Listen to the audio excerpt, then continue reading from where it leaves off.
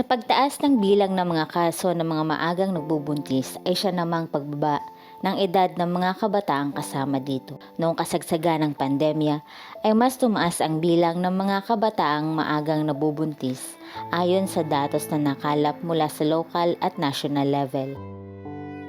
Isa lamang si Ana sa bilang ng mga libo-libong kabataan na maagang nabuntis. Pinagkakaabalahan mo. Okay lang naman po. Nag-aalala nga po mula sa inyo. Pagpapadali ko, papaligo, gano'n. Paminsan po, maglilinis nga po lang ng mga ano. Kailangan po maging responsable, hindi lang isang ina nga po. Magawa po ang mga kailangan gawin sa isbatan.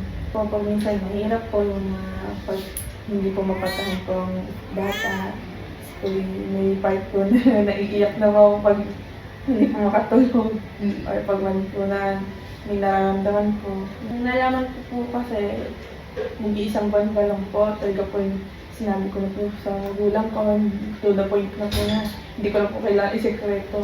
Kaya father ko lang po agad ang na po ng isang linggo. Natawat po. Saka po kung ano sabihin ko. O makabumawar. So nung nagkakos loob na po ako. Saka po kung sinabi yung paharap na po lahat. Yung asawa ko po, kain po. Ang papayo ko lang po is sa sitwasyon po ngayon na nag-aaral po, huwag muna po. At talaga po mahirap nga po ang pagiging isang batang ina.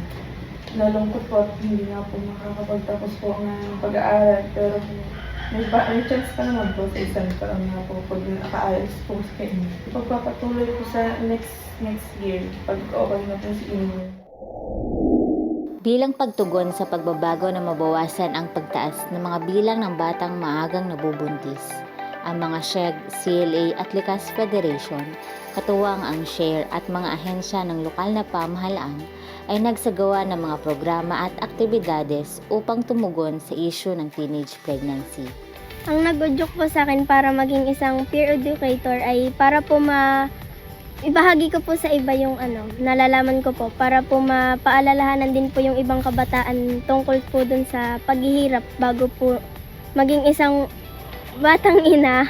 Mahirap po yun kasi po wala pa pong trabaho at aasa pa rin po sa mga magulang. Ang natutunan ko po ay mahirap po pala maging isang batang ina dahil po yung mga pangangailangan hindi po alam kung saan kukuha. Dapat po alalahanin mo kung paano mo matutustusan yung pangangailangan ng anak mo. Bilang miyembro ng Children of Change na naging parte po ng Youth of Change, tapos nasa ngayon po ay Children and Youth Advocate for Change, nagsusulong po kami upang matugunan yung mga iba't ibang issue na nagaganap dito sa bayan ng Tuwi, na lalo na po yung issue na tungkol sa teenage pregnancy. 17 po kaming peer educator upang isama sa isang training na kung saan mas mauunawaan po namin kung paano namin malulutasan or masusugpo ang teenage pregnancy. Tapos, magkakaroon po kami ng rollout ng isang panagram activities in partner po with Likas Federation and local government unit. Mabawasan po yung bilang ng cases ng teenage pregnancy at para na rin po magkaroon ng awareness yung mga kabataan sa lahat ng barangay ng Tuwi. As part po ng Likas Federation goal na mabawasan ang karahasan sa kababaihan at kabataan, naging isang gawain po namin yung pagsulong ng mga batas o ordinansa sa local government unit na kung saan ay para po talagang ma-sure namin na mabawasan talaga yung mga cases at maging aware yung mga tao sa komunidad.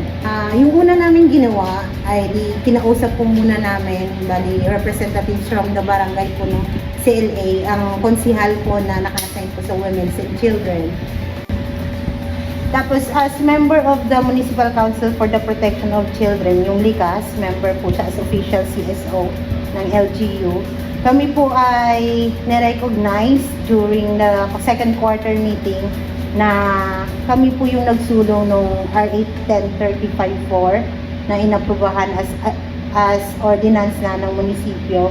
And then doon din po during the meeting ay Nagkaroon din po ng pag-recognize din doon sa 17 na peer educators na mula po sa Children of Change ng Likas Federation, na kung saan ay ang budget po nito ay galing sa local government unit through in partner po namin sa MSWDO, at yun po, nagkaroon po ng training sila, and then official na nga po sila na na-recognize as peer educators of two way, kung saan sila po ay may function na mag-roll out sa 22 barangays para sa 10H pregnancy. Dito po sa Lian RHUI, willing po kaming mag-lend ng hand or kahit na ano pong tulong na po pwede po namin ibigay sa ating mga peer educators.